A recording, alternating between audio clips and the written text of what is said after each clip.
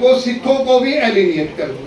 आज दो ताकतें इस देश में जिन्होंने इसको भारत बनाया था, ये भारत तब तक भारत है जब तक इसमें सिख और मुसलमान है। जिस दिन सिख और मुसलमान नहीं होंगे ये भारत नहीं रहेगा। आप सब मेरे दो बातें सुन।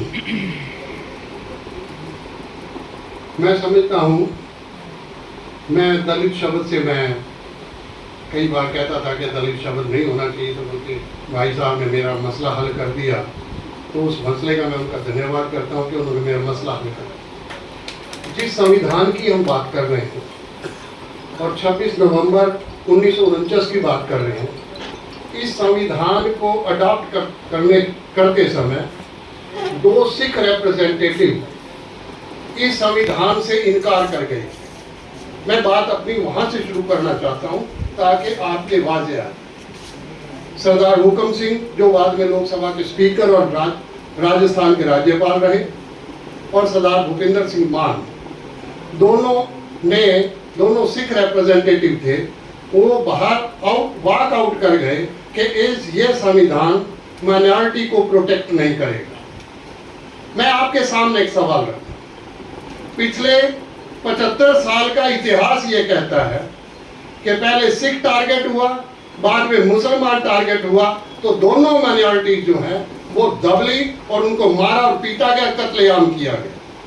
मैं पूछना चाहता हूँ आपके बीच में, कुछ कड़वी बातें होंगी, अगर कुछ कड़वी लगे तो शायद वो मुझे माफ कर देना, पर मैं सच बोलने की हिम्मत कर रहा हूँ आपके बीच। अफसोस तब हुआ कि इसी संविधान में जब सरदार हुकम सिंह जब लोकसभा के स्पीकर बने, तो फॉरेन कॉरेस्पॉन्डेंट ने उन्हें एक सवाल पूछा कि आप उसी संविधान को प्रोटेक्ट करेंगे जिस संविधान से आपने वॉकआउट किया।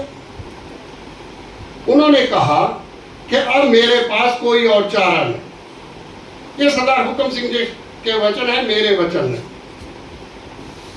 सवाल उठता है, क्या इस संविधान ने हमें प्रोटेक्ट किया? अभी बिल्किस बानो की बात की, क्या यही संविधान नहीं था? कौन सा संविधान? जिस संविधान की हमने ये बात चर्चा की है कि बिल्किस बानो यही इतिहास का यही पन्ना नहीं लिखा जाएगा? क्या यही पन्ना नहीं लिखा जाएगा जब बाबरी मस्जिद के बारे में न्यायपालिका ये कह रही हो कि यहाँ मूर्तियां गलत रखी गई, गैर कानूनी रखी गई, दरवाजा गैर कानूनी खोला गया, उसका विध्वंस गैर कानूनी हुआ, फिर भी हम ये जो बाबरी मस्जिद का जगह आप कोई और अलाट कर देते हैं, इनको उन्हीं को दे देते हैं? तो कहां संविधान था जिस संविधान की हम बात करें? मेरे सवाल है आपके सामने, क्या बाबरी मस्जिद पर पहली ईंट तुड़वाने के लिए पहला हथौड़ा किसने चलाया था? जरा उसी का नाम ध्यान रखें। वो आप में ही से था, वो आपको यूज करते हैं, वो आपसे ही मदद लेते हैं। मुझे तो, मैं डॉक्टर अम्बेडकर का आभार व्यक्त करता हूं, जिस डॉक्टर अम्बेडकर ने आपको पंचायत से लेकर राष्ट्रपति तक जगह दे दी, तो फिर भी आप ये कहते हैं कि हम दलित हो गए, फिर भी आप कहते हैं हम इस हालत में हो गए। इसका मतलब यह है कि आप ये समझ नहीं सके, आप डॉक्टर अम्बेडकर से भी मुनकर हो गए, इनकार कर गए। आपको यह समझना चाहिए। आपको तो डॉक्टर अम्बेडकर ने पंचायत से लेकर, पंचायत मेंबर से लेकर राष्ट्रपति तक दे दिया।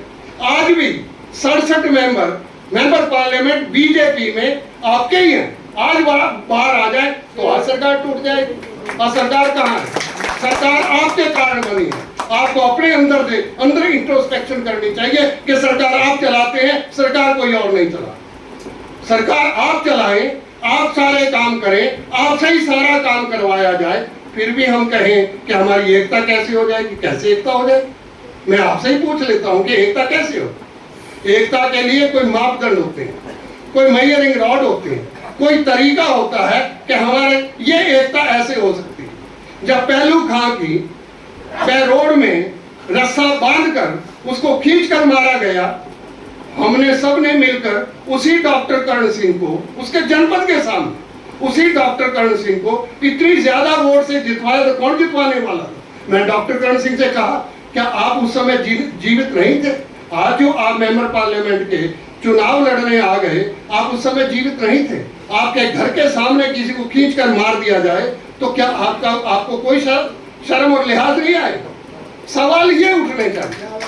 अगर इकट्ठा होना है तो सवालों पर इकट्ठा होना पड़ेगा, ये सवाल नहीं। मैंने वामन मेश्राम जी, एक बार एक ही मंच पर मैं और वामन मेश्राम जी थे। वामन मेश्राम जी को इसी मुस्लिम समाज ने 4 लाख रुपया की उनके सामने पोटली रखी और मैंने वामन मेश्राम जी को कहा, मैं पूछना चाहता हूं वामन मेश्राम जी, जब 1992 का बाबरी मस्जिद का विध्वंस हुआ था, कितने मुसलमानों को मारा गया था, उसमें से आपके लोग कितने थे? सवाल आपको समझना, इंट्रोस्पेक्शन आपको करनी होगी। अगर आप ही उसी डरे में चले जाएंगे तो फिर कौन बचाएगा? हम तो आपके साथ खड़े थे। मैं कई बार कहता हूं कि जब गुरु गोविंद सिखों की लड़ाई क्यों हुई, गुरु गोविंद सिंह जी ने जब पंज प्यारा बनाया, पंचायत बनाई, पहली पंचायत बनाई, उसमें एक ही आदमी अप्रकाश का है, चारों आदमी लोहेस्ट का, जिसको लोहेस्ट कहा, मैं लोहेस्ट नहीं कहता, सारे चारों के चारों आदमी, चारों के चारों जातियां लोहेस्ट कास्ट की हैं। और सबको कहा कि एक ही बर्तन में बैठ के पानी पीना पड़ेगा, एक ही बर्तन में बैठकर रोटी खानी पड़ेगी, एक ही बर्तन में बैठकर प्रसाद लेना पड़ेगा, एक ही गुरुद्वारे में सबको बैठना पड़ेगा, एक ही गुरु ग्रंथ में, उसमें रविदास भी है, उसमें फरीद भी है, उसमें कबीर भी है, उसी के सामने आना पड़ेगा, उसी के ज्ञान को समझना पड़ेगा। तो क्यों हुआ कि सारे पहाड़ी राजों ने, कोई मुगल सल्तनत ने उनके ऊपर कोई हमला नहीं किया, पहाड़ी राजाओं ने ही उनके ऊपर आनंदपुर साहब पे हमला किया। उन्होंने कहा हम भी आपके साथ, पर हमें रोटी अलग खिला दो, हमें पानी अलग पिला दो, हमें अलग बैठा दो। उन्होंने कहा बिल्कुल नहीं, सबको बैठना पड़ेगा, एक ही सभा पर बैठना पड़ेगा, एक ही जगह बैठना पड़ेगा, तभी एकता हो सकती। यह एकता का मंत्र है। अगर इस मंत्र पर आप चलना चाहते हैं तो हम मिलकर इस मंत्र पर बैठे। क्या हम इस मंत्र पर तैयार हैं बैठने के लिए? क्योंकि हम तैयार ही नहीं। हमें दुख तकलीफ तब आती है, सच कहा उन्होंने कि मायावती, जब मैंने अलवर लोकसभा का, मैं तो कुछ चुनाव लड़ नहीं था, आरको जी को पता है कि हमने कहा कि अपनी बात कहने का रास्ता क्या है। हमने कहा हम ही उतर जाती हैं।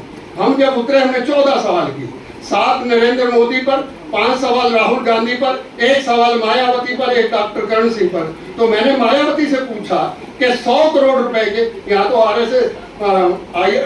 IRS के लोग बैठे हैं, विद्वान लोग बैठे हैं, मैंने एक सवाल किया, मेरा आरोप है मायावती पर, तुमने 100 करोड़ रुपया लेकर 99 मुसलमानों को टिकट दिया, सारे हिंदुओं को ऑर्गेनाइज किया, कौन जिम्मेदार था? क्या आप लोग नहीं बोल सकते थे? कोई नहीं बोला उसके सामने। क्यों नहीं बोले? आपको बोलना चाहिए था। आपकी आवाज तो किसने बंद नहीं की? जब आप उस समय आवाज अपनी बंद रखते हैं और आज आप अपनी आवाज देना चाहते हैं तो कौन आवाज सुनेगा? क्या मैं उस आवाज को सुन सकूंगा? आपके चरित्र को मैं जब देखता हूं तो उस चरित्र में क्या, 1984 के सामने, मेरे सामने कोई ब्राह्मण और बढ़िया मेरी दुकान फूकने नहीं आया था। मेरी दुकान अगर किसी ने फुकवाई तो आपके हाथों से फुकवाई। तो आपके खिलाफ घृणा, मेरे अंदर नफरत पैदा हुई तो आपके खिलाफ हुई, उनके खिलाफ नहीं हो सकती। क्यों नहीं हो सकी? कारण क्या था? तुम यूजेबल आइटम हो गए, तुम इस्तेमाल बन गए, तुम इस्तेमाल के आइटम बन गए। तो कौन जिम्मेदार है? क्या इसको कभी जिम्मेदारी को सोचा? तो मैं समझता हूं कि हम बातों मीठी करते हैं, मीठी बातों से एकता नहीं हो सकती। एकता होगी तो सच की बात पर चलना पड़ेगा। गुरु नानक ने एक लाइन कही, सच की बाणी नानक आके, सच सुनाए सी सच की बेला। अब सच कहने का मौका है और हमें सबको सच बोलना चाहिए और सच बोलने की हिम्मत रखनी चाहिए। मेरे साथ तो कोई नहीं, आज आपके बीच में भी मैं तो अकेला ही आया हूं ना, मेरे साथ तो कोई नहीं आया, पर मैं सवाल उठाता हूं। जब हमको एलिनिएट करना होता है तो कहा जाता है कि ये खालिस्तानी है। मैं एक से सवाल पूछा कि आप हमें खालिस्तानी क्यों कहते हैं? वैसे तो खालिस्तानी होना कोई पाप नहीं है, खालसा का राज हो, हमें कोई पाप नहीं है। जब आप हिंदू राष्ट्र बना रहे हैं तो कोई खालसा राष्ट्र बना रहे हैं तो आपको क्या तकलीफ हो सकती है?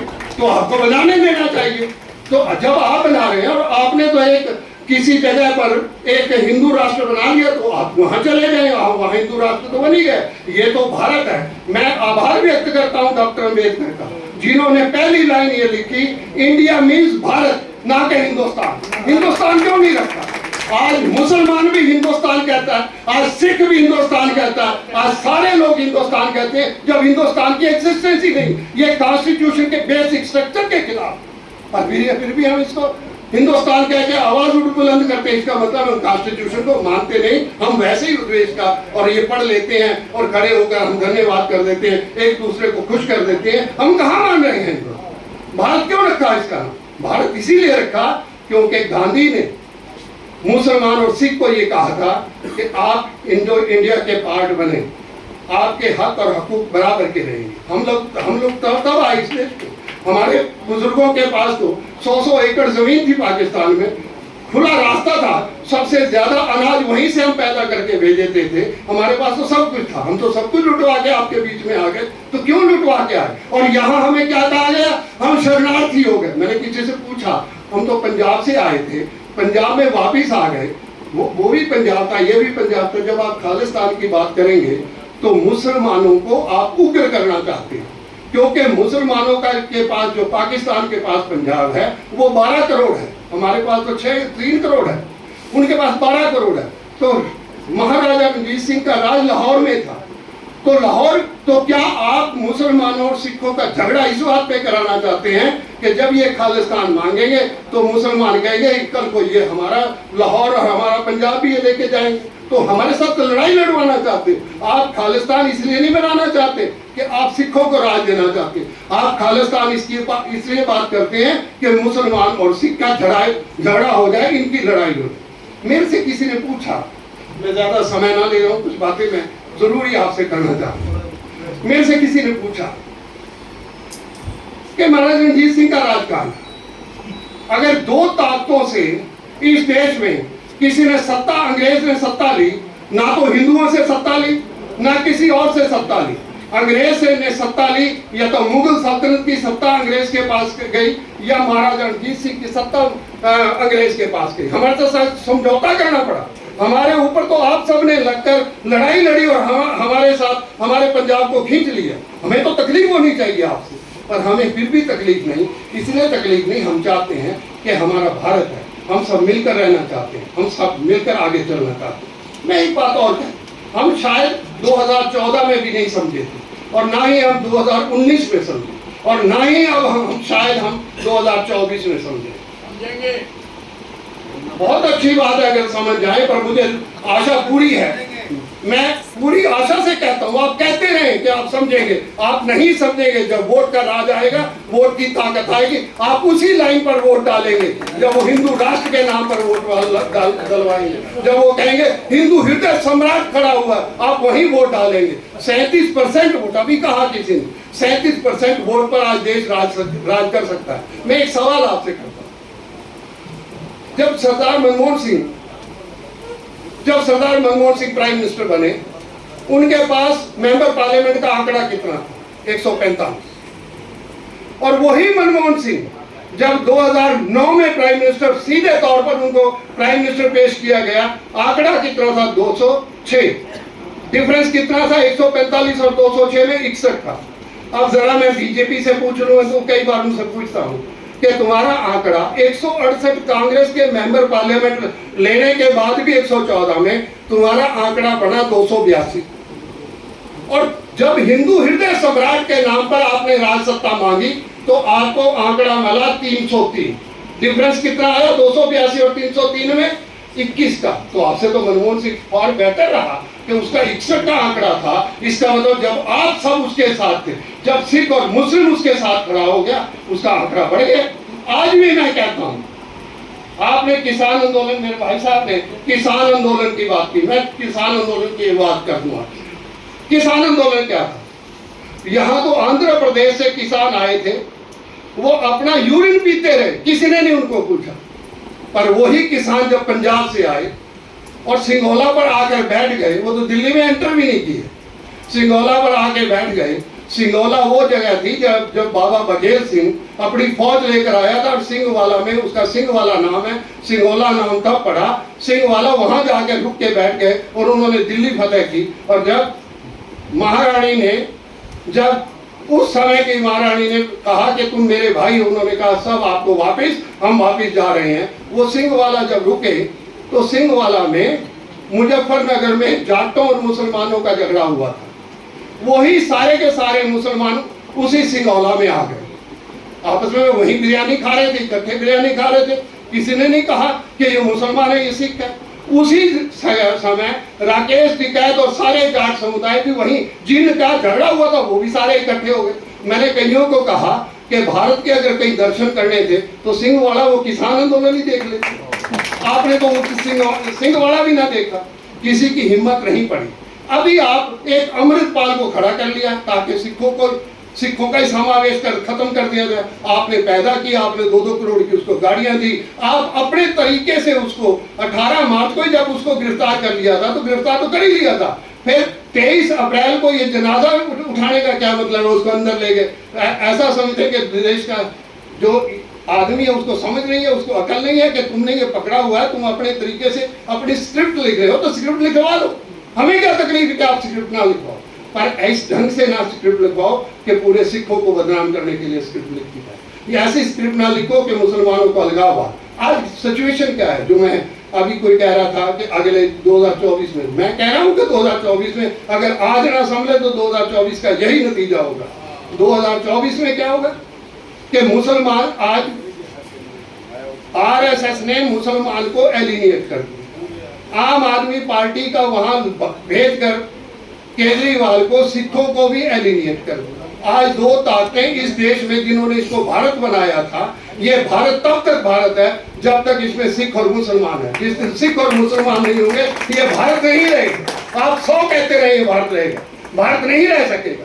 इसलिए सरदार हुकम सिंह ने 1973 में जब वो राज्यपाल से रिटायर हुए, उन्होंने एक बात कही, जब तक सिख और मुसलमान इस देश का हिस्सा है ये भारत रहेगा, इसको हिंदू राष्ट्र नहीं बनाया जा सकता। मेरी और आरको जी की ड्यूटी है, हमारा तो फर्ज है कि इस देश को भारत बनाए रखना, पर हम आपकी साथ चाहते हैं, आपकी हिम्मत चाहते हैं, आपका साथ चाहते हैं। क्या आप इस साथ में आगे बढ़ सकोगे? सवाल इस बात का होना चाहिए। तो अगर आप इस देश को देश रखना चाहते हैं, इसको भारत रखना चाहते हो, इस संविधान को बचाना चाहते हैं, हम सिर्फ मिलकर बचाना चाहते हैं, तो एक ही रास्ता है हमारा। और मिलकर 2024 के लिए हमारे पास कोई रास्ते नहीं रहे, हमारे पास सोच भी नहीं रही, हमारे पास अब आधार भी नहीं रहा। 2 आइडियोलॉजी हैं। एक आइडियोलॉजी वो है जो आपके सामने मुंह बाए खड़ी है। दूसरी आइडियोलॉजी ये है कि वो जो कह रहे हैं कि हम नफरत को मिटाएंगे, तो हमारे पास आइडियोलॉजी कौन सी? अगर हम तीसरा मंच क्रिएट कर भी लेंगे, हम 5वां मंच क्रिएट कर भी लेंगे, हम 50वां मंच क्रिएट कर लेंगे, तो किसकी मदद करेंगे हम उनकी? ना तो मैं कांग्रेस का मेंबर हूँ, ना मैं प्राइमरी मेंबर हूँ। मैं कांग्रेस के खिलाफ लड़ता रहा हूँ, पर मेरे सामने सवाल आ जाए, हमारे पास रास्ता क्या बचे, हमारे पास 2 सोच क्या बची? अगर यहाँ भी गए और वहाँ भी गए, हम दोनों को ही आग लगाते रहे, हम दोनों से ही नफरत करते रहे, तो जाएंगे कहाँ? हमारे पास चारा क्या है? चारा यही है कि आज हमें मिलकर एक रास्ता चुनना होगा। हमारे पास आइडियोलॉजिकल इशू है, आज विचारधारा की लड़ाई है। 2 विचारधाराएं, एक तरफ वो है जो आरएसएस, जिसके बारे में मैं नहीं कह रहा, ये लिखा था हिंदुस्तान अखबार की संपादिका ने, मृणाल पांडे ने। संघ को एक ऐसे व्यक्ति की तलाश थी जो इस बार भारतीय लोकतंत्र के उन तकाज़ों से मुक्ति पाने का बहुत गहरे से इच्छुक हो, उसके अवरुद्ध एजेंडे, सांस्कृतिक विषयक व्याख्याओं को दबंगई से साकार करे, उसके शासन में धर्म का हवाला देकर कोई यह ना कह सके कि वह वंदे मातरम नहीं गाएगा। आज हालात ये हैं, 8 साल में उन्होंने हालात पैदा ये कर दिए। अब आपके ऊपर है, मैं बहुत समय ना लूँ, अब आपके ऊपर है। आप एक होना चाहते हैं तो आपको इन सारे हालातों से ऊपर उठना पड़ेगा। अगर एक नहीं होना चाहते तब भी आपको छूट है। मैं किसी के साथ ये तो कर नहीं सकता। हाँ, ये है कि मुझे किसी ने कहा था कि हम हिंदू राष्ट्र बनाना चाहते हैं। मैं कहा यार अभी बनाओ, मैं तो आपका साथ देने के लिए तैयार हूँ। अगर आप बनाओगे तो खालसा राज तो बन ही जाएगा, हमें मांगने की जरूरत नहीं पड़ेगी, तो आप ही बना दें, हमें पड़ोस ही दे दें, तो हमें पड़ोस में हमें कुछ तकलीफ नहीं होगी। पर फिर भी मैं समझता हूँ कि भारत ये है, हमने इसकी कुर्बानियाँ की हैं, हमने शहादतें दी हैं। इन लोगों ने जो राजसत्ता पर बैठे हैं, इन्होंने तो जेल का मुंह भी नहीं देखा होगा। मैं एक लाइन कह के मैं समाप्ति कर रहा हूँ। मैं फिर से एक लाइन याद कराता हूँ। 1920 का जमाना था, बाबा खड़क सिंह मंच पर थे, मोहम्मद अली जौहर, शौकत अली, मोतीलाल नेहरू और गांधी मंच पर थे। मोहम्मद अली जौहर की ये बातें आज भी आप ध्यान रखना, अपने जहन में रखना। मोहम्मद अली जौहर ने खालसा जी को, जैसे मैं आज आपको एड्रेस कर रहा हूँ, वो सिखों को एड्रेस कर रहे थे, सिख लीग की मीटिंग थी, उसको एड्रेस करते उन्होंने कहा कि हमारे बुजुर्गों ने हाकिम रहते आप पर बहुत ज्यादतियाँ की हैं, मैं उसकी माफ़ी मांगता हूँ, मैं अपनी गर्दन और अपने भाई शौकत की गर्दन पेश करता हूँ, आपका मन करे तो काट ले, पर आज ज़रूरत है हम सबको एक होने की, तभी हम अंग्रेज हुकूमत को बाहर निकाल सकते हैं। आज हम सबको ये तय करना पड़ेगा, आज हम सबको ये एक होने की ज़रूरत है, तभी इस सत्ता जिस सत्ता के सोच पर वो बैठे हैं, जिस सत्ता से वो इस सारे सिस्टम को द्रम भ्रम करना चाहते हैं, उस सत्ता को अगर हिलाना है तो हम सबको एक होना पड़ेगा। इतने ही शब्द मैं कहना चाहता था। आओ मिलकर आगे बढ़े, मिलकर बैठें, मिलकर सोचें। और इस पर मैं किसी को ये नहीं कह रहा, तो जो मैं कह रहा हूँ वो आप बात मान लें, आप सोचें, इस पर समझें, इस पर विचार करें। हमारे पास अब समय नहीं है, अगर ये भी समय हाथ से निकल गया तो हम कहीं खड़े नहीं हो सकेंगे। बहुत बहुत आभार, मैं आपका समय ज़्यादा ले गया, कड़वी बातों के लिए मैं